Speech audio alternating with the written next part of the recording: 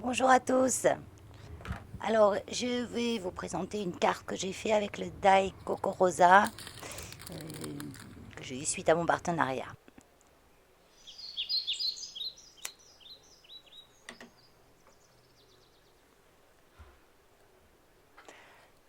Donc, bon, je l'ai déjà coupé.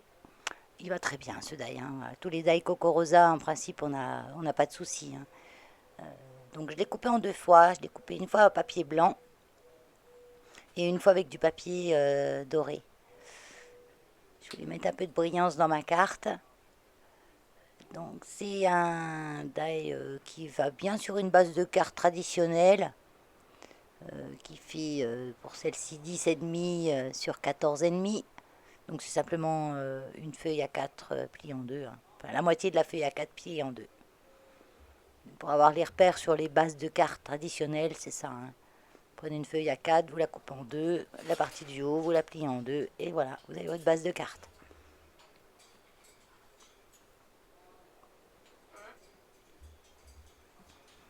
Je m'étais marqué les mesures dessus, parce que des fois, je les connais par cœur, mais des fois, je les oublie. Donc je vais coller dans un premier temps le, la partie blanche. Excusez pour... voilà, c'est parce que je récupère des trucs qui sont juste en haut. Et je mets la main devant le téléphone.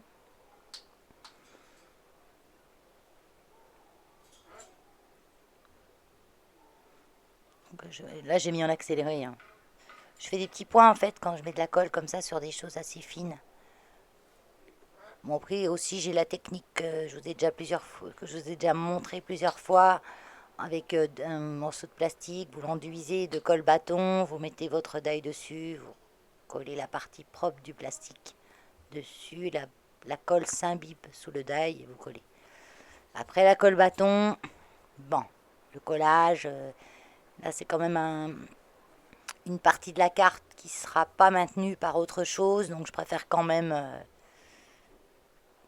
être sûr que ça tienne dans le temps. Voilà. Parce que coller ça colle, hein, mais c'est la tenue dans le temps qui risque d'être.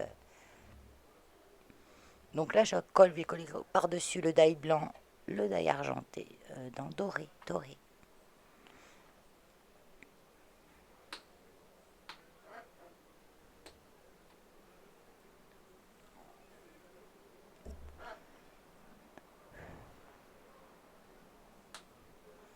Donc en ce moment, mon homme est en vacances.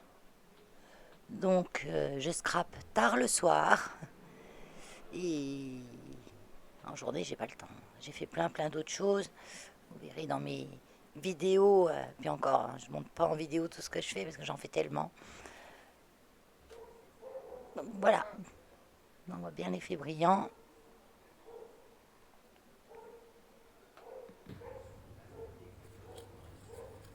Donc Coco Rosa m'a reproposé un partenariat. J'ai dit oui. Ah oui. Ils sont trop top leurs die. Et là, cette fois, j'ai voulu essayer le papier.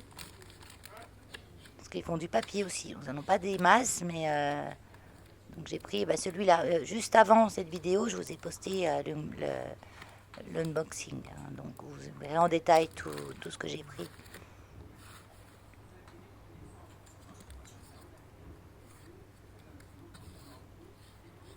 Donc quand on coupe le die, il est en deux parties.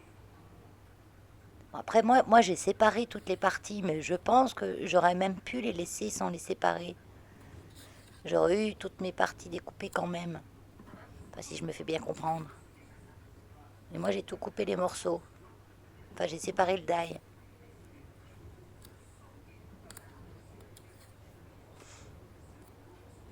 Parce que tous les petits morceaux là que je suis en train de mettre comme un puzzle sont à part. Et à la base, le die est vendu, c'est tout scellé les uns entre les autres. Mais j'aurais peut-être pu les laisser entières. Entiers. Le laisser entier. Je vais y arriver.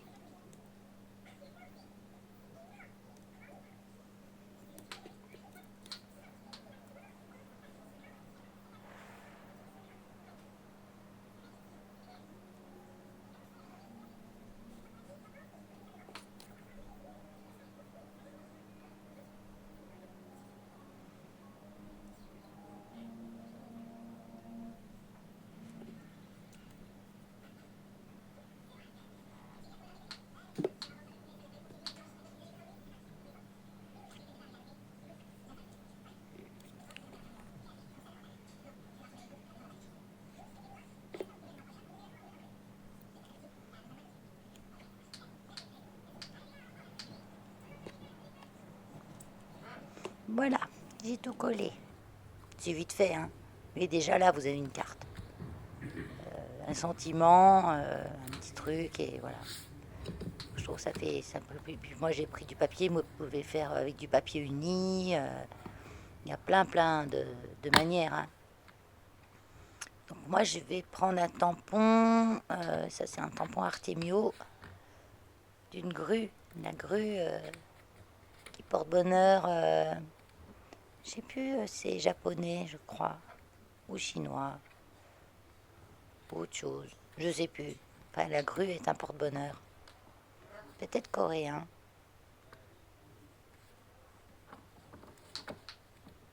Comme ça fait toujours, ce die fait toujours un petit peu un effet soleil. Après, moi, je l'ai mis dans ce sens-là. On peut le mettre dans l'autre sens. Mettre l'arrondi en bas et faire des rayons vers le haut. On peut faire plein de choses, hein.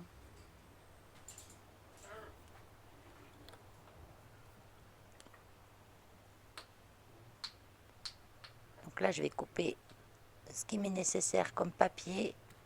Donc à la base, je sais que j'utilise ce die. Je sais que j'utilise ce papier. Mais qu'est-ce que je mets sur la carte? Je ne le sais pas. Donc c'est petit à petit que ça me vient. Ce soleil avec ce fond m'a fait un petit peu un effet japonisant et j'ai pensé à ma grue. J'aime trop cette grue. J'en ai deux dans ce set de tampons et j'en ai une qui est au sol, on voit qu'elle marche en fait. Celle-ci, elle donne vraiment plus l'impression de voler.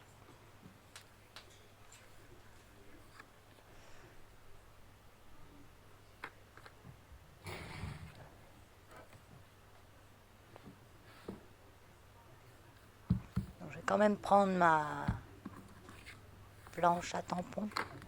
Ouais. Je sais plus si ça s'appelle bien comme ça, mais on va dire ça, hein. Planche à tampons.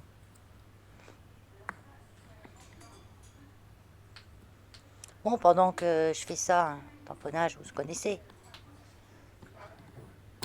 Je vais vous dire que ben, il fait moins chaud. On a eu de la pluie là, chez nous samedi un petit peu.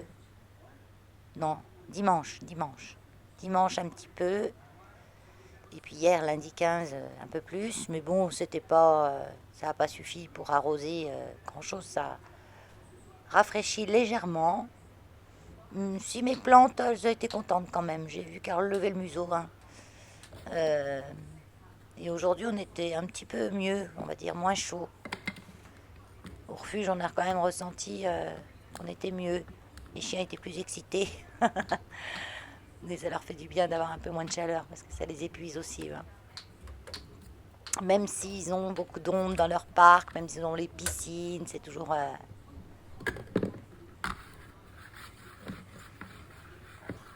Tiens, hier, on nous a jeté un petit chien dans un parc. Hier matin, le 15 août, oui. Hier matin, j'avais des employés d'astreinte au refuge pour s'occuper des chiens, hein, bien sûr, ils mangent tous les jours. Et, et l'employé qui était là met deux chiens en liberté dans un de nos grands parcs, le temps qu'ils nettoient leur espace. Puis il y a un grand parc où ils peuvent courir, jouer au ballon, etc. On en a trois comme ça, de parcs. Et quand il les emmène, il les laisse seuls et il retourne en haut du refuge pour nettoyer leur espace à eux. Et quand il est revenu, ben, de deux chiens, ils étaient trois. Alors il a cru qu'il hallucinait un petit peu. Parce qu'en fait, avec eux, il y avait un petit chihuahua. Ouais, un petit chihuahua tout marron qui avait dû être balancé par-dessus les clôtures du refuge. On ne sait pas trop si c'était dans la nuit de dimanche à lundi ou lundi matin de bonne heure. Parce que lui, c'était 8 heures, hein, 8, ouais, 7h30, 8 heures. Quand il, a, quand il a mis les chiens, il est retourné les chercher une demi-heure après, donc à 8h30. Heureusement, c'est des chiens, comme les trois quarts de nos chiens sont quand même assez sociables. Et puis même quand ils ne le sont pas, tout doucement, on les sociabilise entre eux. Et puis ça se passe pas trop mal. Et ils s'attaquent pas aux moindres chiens qui veulent, qui voient. Surtout les chiens, quand ils se rendent compte, s'il n'y a pas d'humain, ça se passe toujours mieux. C'est souvent l'humain qui fait le bazar dedans. Donc voilà, ce petit chien a été balancé par-dessus, bien sûr pas identifié. Un petit chihuahua qui a à peu près 4 ou 5 ans, gentil, un peu craintif, un peu belliqueux aussi. Dire qu'il nous fait des petits sourires, par crainte, hein, il nous fait sourire quand on a lui regarder s'il avait une puce. Mais bon, on ne l'embête pas plus que ça, on attend qu'il se détende, et puis tout doucement on y retourne. Et puis cet après-midi, c'était les gros câlins. Enfin, les gros câlins. Il se méfie encore, hein, les câlins dans des endroits bien précis, hein, pas le câlin sur la tête ou des choses comme ça. Voilà, tout doucement. Donc voilà, bon, c'est un petit chien qu'on va retrouver rapidement une famille, hein. On va déjà apprendre à le connaître, parce que même quand on nous les balance comme ça, on ne sait pas d'où ils viennent, qu'est-ce qu'ils ont vécu, qu'est-ce qu'ils aiment pas. Donc on doit apprendre à connaître tout ça pour les placer dans la famille adéquate.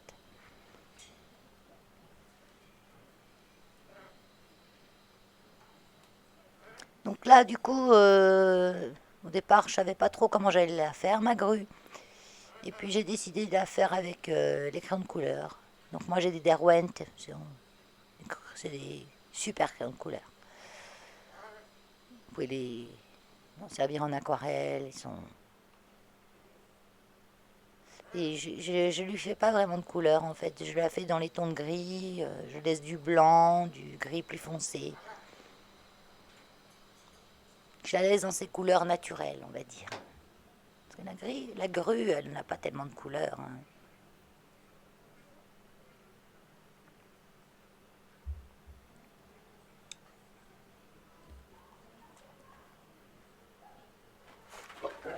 Ah, c'est rien, Lios. Oui, dans la rue, ça parle toujours très fort. Les gens croient toujours qu'ils sont tout seuls quand ils sont dans la rue.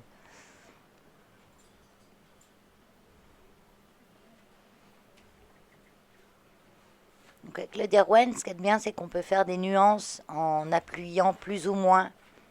C'est des crayons qui sont assez gras.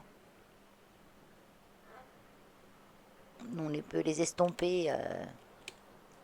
On verra après, je les estompe facilement avec un petit morceau de papier.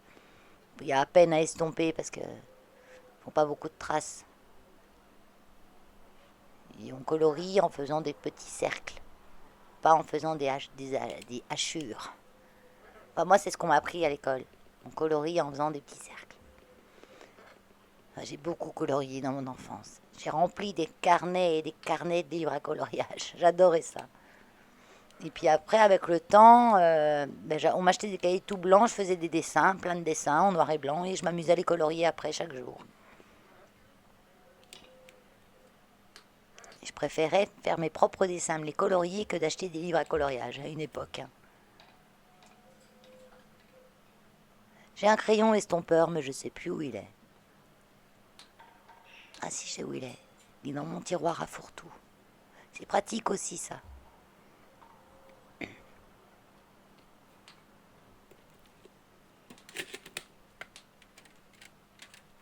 Bon, là, j'ai accéléré le temps par deux, hein. Donc, multiplier par deux pour voir le temps que j'ai fait. J'ai mis, pas j'ai fait, j'ai mis. Là, je mets un peu de Wink of Stella pour apporter un petit peu de brillance, un petit peu de paillettes. Et en même temps, mon Wink of Stella me fait un peu comme si j'avais une aquarelle et il me dilue un petit peu mon crayon. Donc ça fait ressortir mes nuances, ça fait sympa.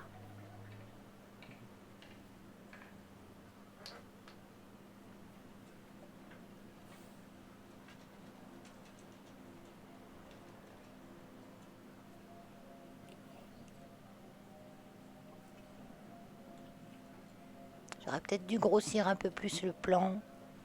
Et plus je grossis le plan, plus je suis hors plan. Parce que, voilà, on voit là. Ouais. Et maintenant, découpage. Bon, découpage, quoi, hein. Et là, je vais être hors plan, hein. Là, je vous ai oublié, là, hein. Ah, de temps en temps, je repense. Je remets au milieu.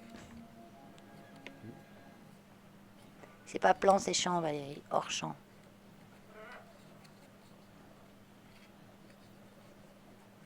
Donc voilà le petit blabla du refuge. Oh, on a quand même des belles choses, hein. On a 2 chiens d'adopter là, dont une jeune malinoise qui a vécu toute sa vie attachée, qui est chez nous depuis 2 mois. Donc on l'a bien remis bien dans sa peau, bien dans ses baskets, bien dans ses papates.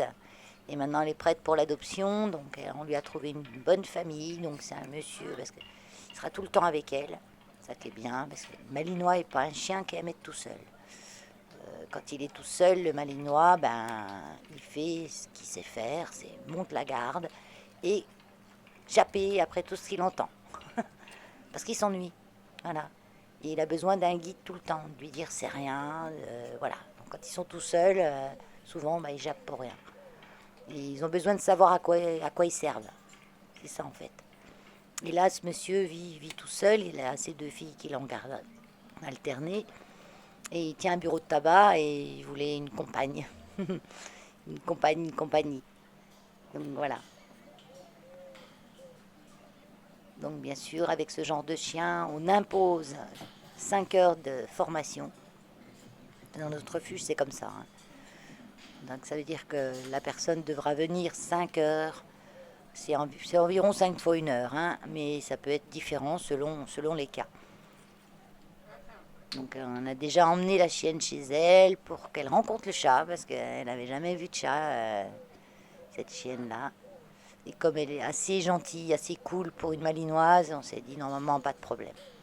Il suffira de lui expliquer qu'il fait partie de la famille et que ça ne se touche pas. Voilà.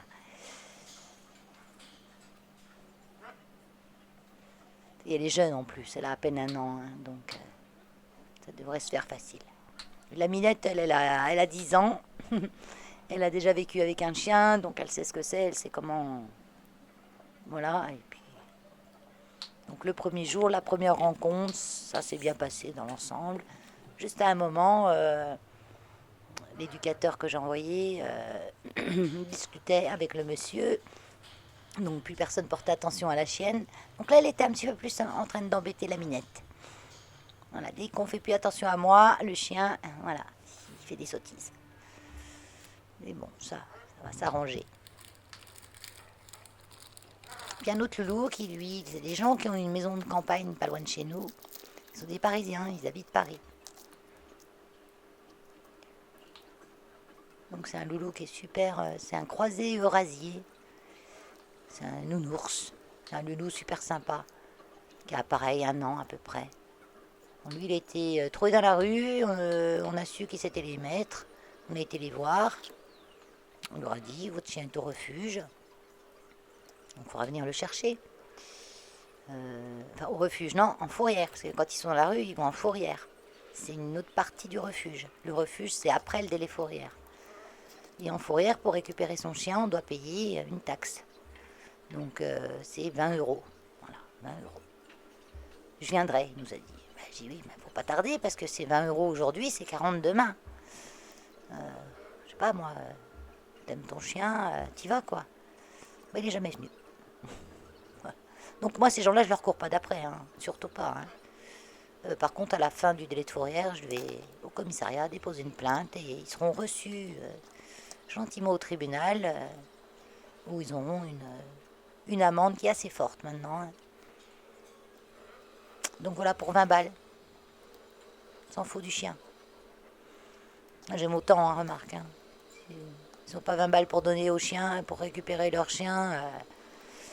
Comment ils vont faire pour le nourrir, le soigner s'il est malade, etc., etc., quoi. Voilà, c'est pas des cas rares, hein, malheureusement.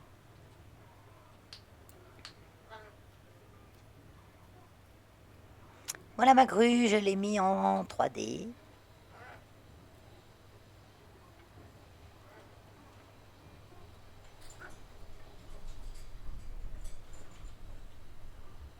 Toute simple comme ça, mais j'aime bien. Là, j'avais coupé la vidéo.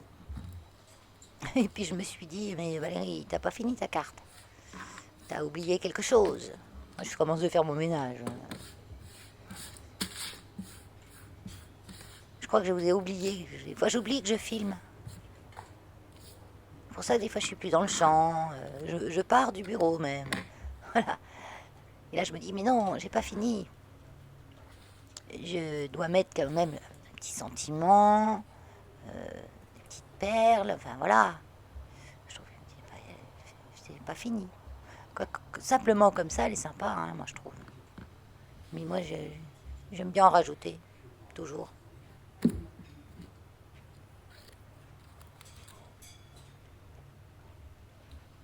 Donc je cherche un sentiment.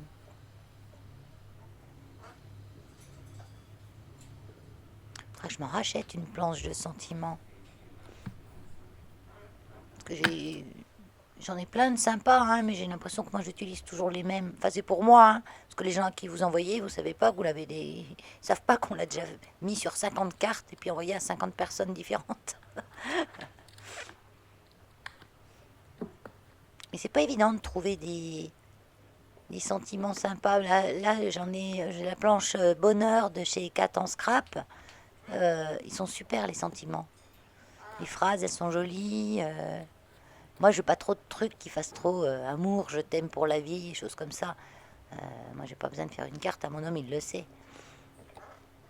Ça fait 37 ans, je crois que je suis mariée, 37 ans. Pas loin. Oui, ça doit faire ça. On n'a pas besoin de s'envoyer des cartes. Hein.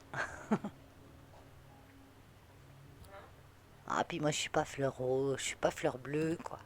Je suis pas fleur bleue, moi, je suis très cartésienne. Après, dire une amitié, transmettre une bonne pensée à des gens à qui on a envie de la transmettre, par le biais d'un sentiment, je trouve que c'est bien. Donc c'est pour ça que je recherche toujours des sentiments où il y a des bonnes pensées dessus. Là, je vois même pas ce qui est écrit sur celui-là et je m'en souviens plus. Parce que mon logiciel de montage a un petit écran en fait. Je fais ça sur mon ordinateur, mais j'ai un petit écran qui en retour.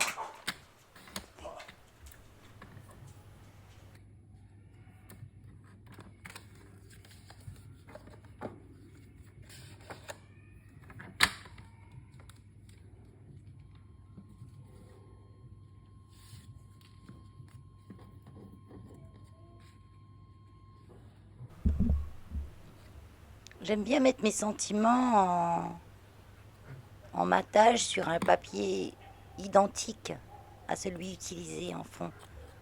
Je trouve que ça fait bien ressortir. Je laisse pas beaucoup autour, hein. 5 mm c'est le grand maximum, hein. Là je suis même un peu à moins. Hein. Donc pour dire ce papier de Coco Rosa, il est bien. Donc ce que j'ai fait, je l'ai torturé un petit peu, j'en ai pris un morceau que j'ai plié dans tous les sens, il déchire pas.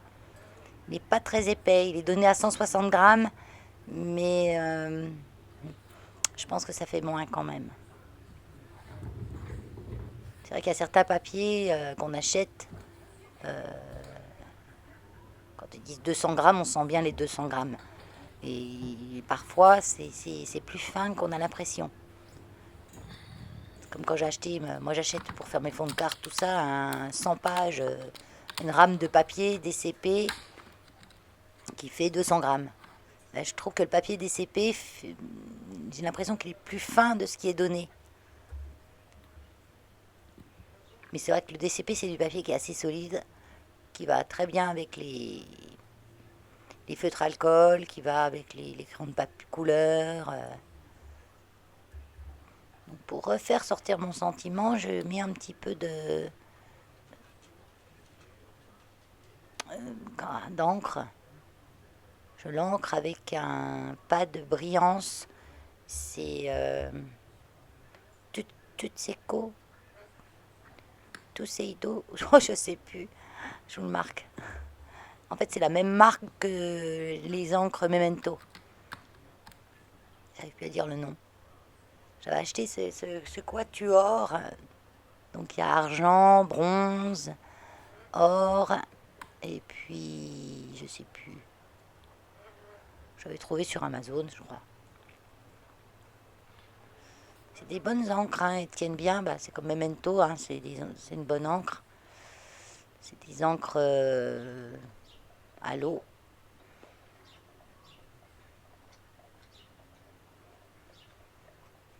Mais elles marquent bien. Je les ai depuis avant Noël. Je les avais achetées pour les fêtes en fait. Et ça fait un petit moment que je m'en sers. Elles sèchent pas. Elles sont toujours comme au premier jour, hein.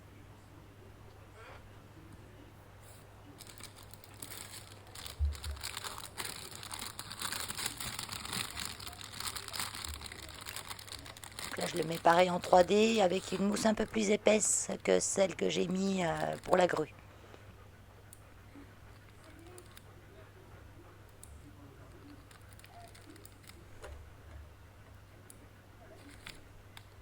Je croyais que j'avais accéléré cette partie-là. Mais non, apparemment.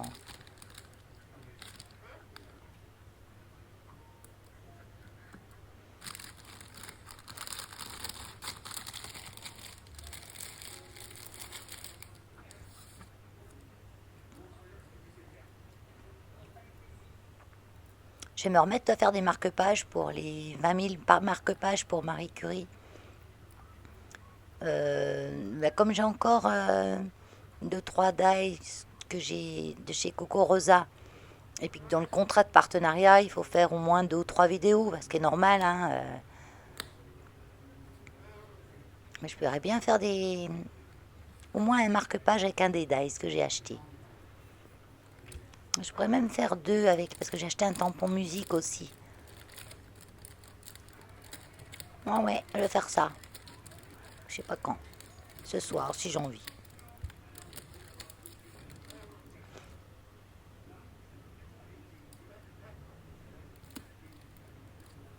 Ah bah déjà, ouais. Déjà, il y en a un, c'est sûr qu'il faut que je fasse. Puisque vous verrez à la fin de cette vidéo. Donc là, je cherche mes perles. Je cherche les petites perles pour coller dessus. Donc je veux pas des trucs... J'hésite.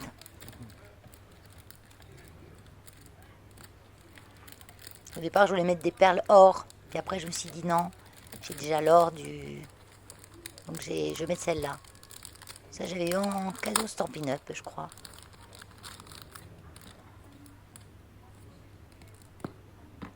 C'est des petites demi-perles transparentes.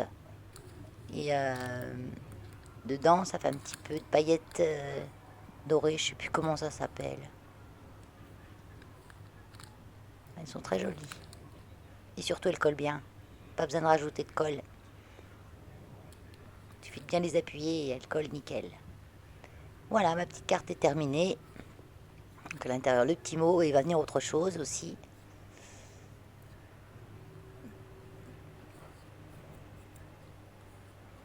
Que je ferai peut-être ce soir. Ouais, je peux bien le faire ce soir, ça.